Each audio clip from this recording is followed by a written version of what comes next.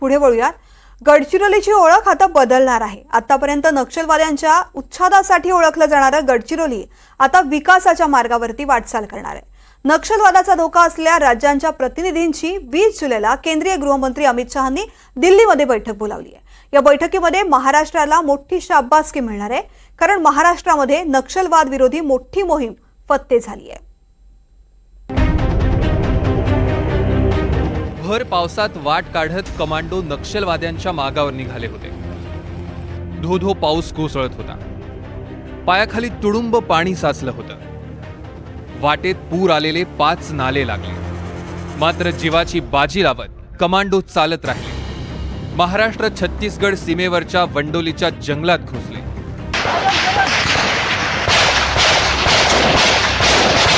तब्बल 6 तास दोन्ही बाजूनी गोळीबार सुरू होता आणि अखेर 12 नक्षलवाद्यांचा खात्मा झाला.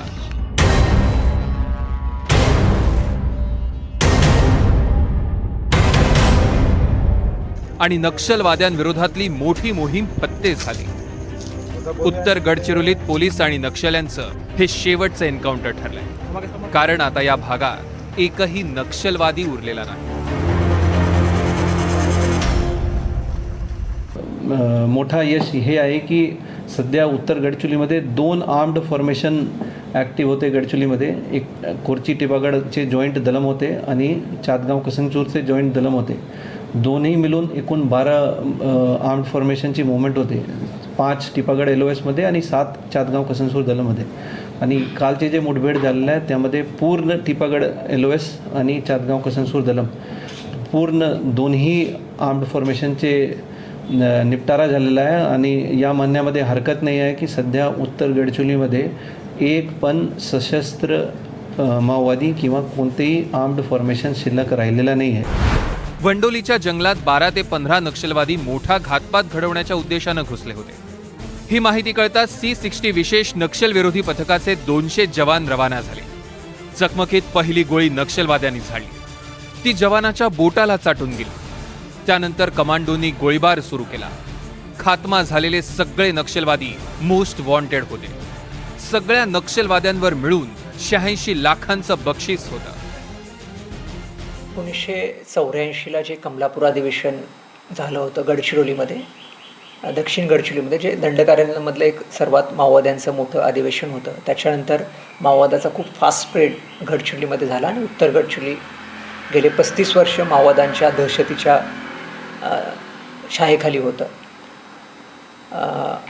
तर गेल्या 35 वर्षामध्ये फार मोठा हिंसाचार या एरियाने पाहिलेला आहे. आपल्या पोलिसांच्याही कॅज्युअल्टी 2009मध्ये 15 आणि 14 29 जवान 2 नक्षली हल्ल्यात शहीद झाले होते.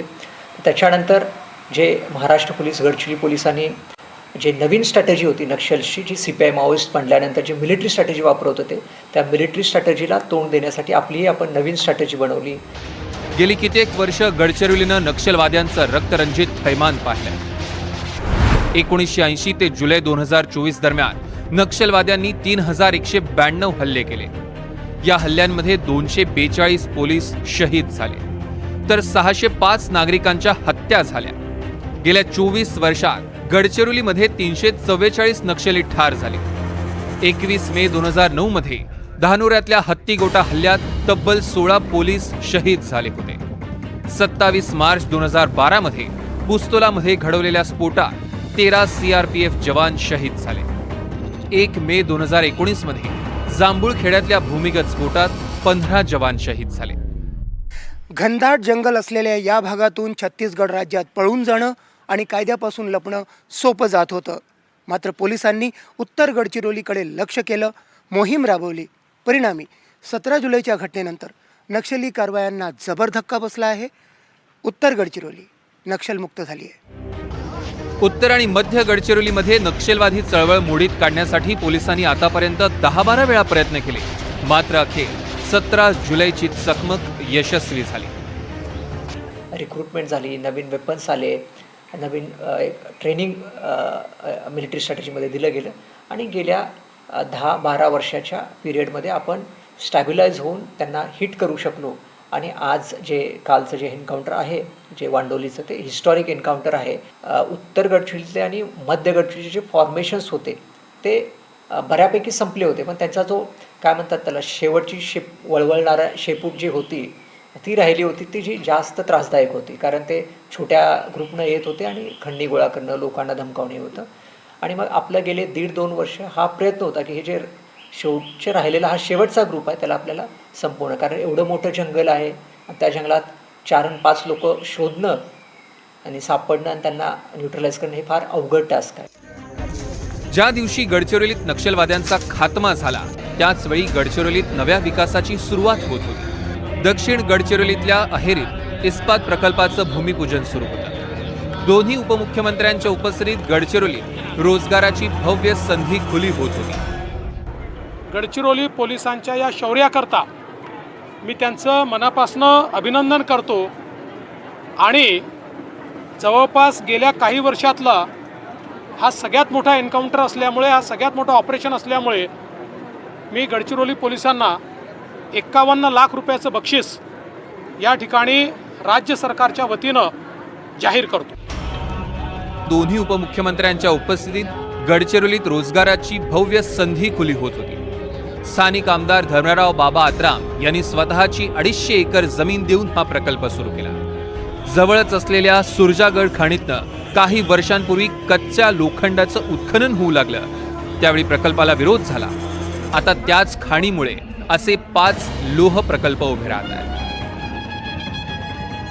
नक्षलवादाचा शिक्का बसलेली गडचिरोली आता नक्षलींच्या तावडीतनं मोकळा श्वास घेते आणि विकासाची साथ देते. देशाला स्वातंत्र्य मिळाल्यानंतर आता कुठे गडचिरोलीमध्ये रेल्वे पोहोचते, विमानतळ होतं आहे आणि टॉवर्सद्वारे मोबाईलची कनेक्टिव्हिटी गावागावात पोहोचते. गडचिरोलीची वेळ आता कुठे सुरू झाली आहे.